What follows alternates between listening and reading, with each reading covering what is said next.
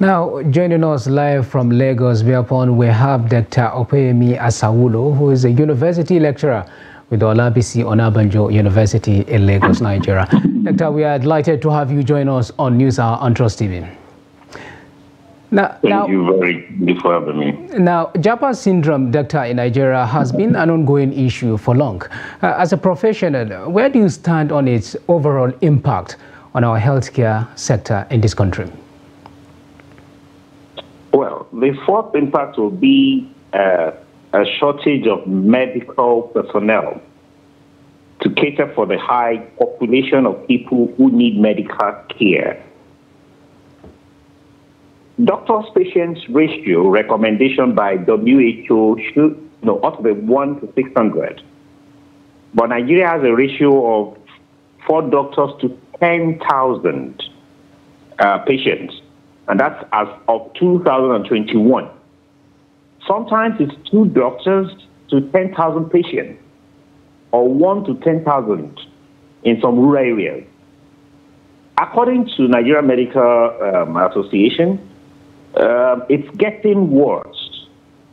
And then the second thing is doctors are overwhelmed in the hospitals due to too many patients to attend to. I listened to the report that was played before this interview, and one of the respondents said that it's always the thing that medical personnel would leave and they would be replaced, and these overwhelm those who are on ground. And then the third thing is that patients can't get the best of care when doctors are attending to too many people. And then the fourth thing is that it may lead to collapse of the health system if not checked. Recently, it was reported that a medical doctor in one of the hospitals, I think in Lagos, slumped, having worked night shift the previous day and then resumed work the following day. And I think perhaps he attended a church service, and then along the line, he slumped, a young man who is still in his prime. So these are the challenges that we have. These are going to be a huge impact on the health sector if care is not taken. All right. And it's already taken a toll. All right, Doctor, we have seen government making a lot of promises concerning this Japa syndrome whenever there is a decline of professional personnel in our hospitals in Nigeria. Now, what do you think need to be done apart from hearsaying and all from the part of the government in order to curtail this menace of Nigerians, doctors jumping the ship? Well, you can't ask people not to move if there is a need for them to move.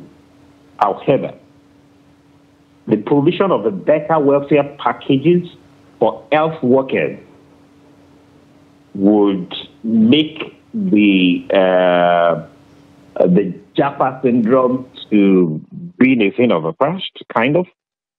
Provision of better working conditions in the hospitals, and then training and retraining of workers would also help.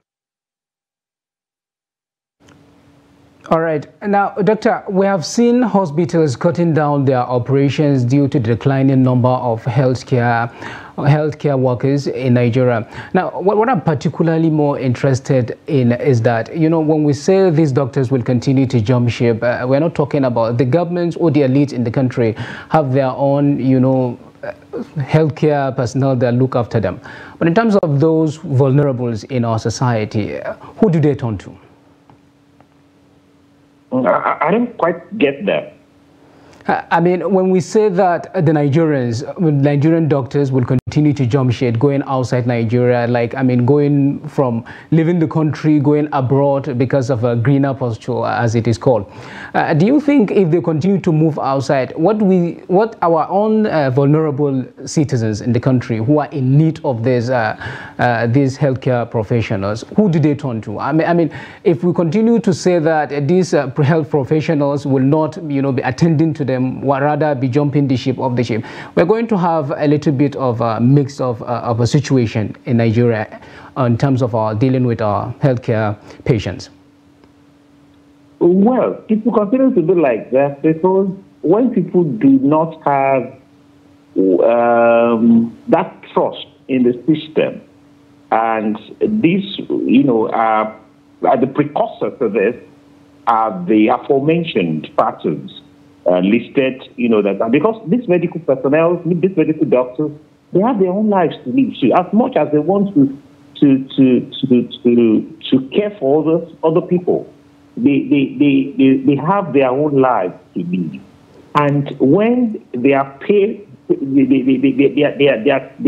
take home cannot actually take them home, it becomes a problem. So you would have them not to be able to provide for their own members of for members of their family, and that's one. And then for those who are unable to, because there is shortage of medical personnel, and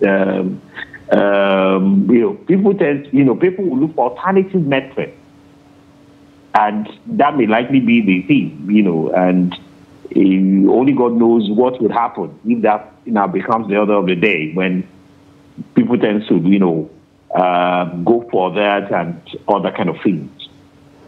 All right, Dr. Opeyemi Asaulo is a university lecturer with Olabisi on Onabanjo University in Lagos. We thank you so much for joining us on this discussion. Thank you so much. Not Lagos. All right, thank you. You're welcome.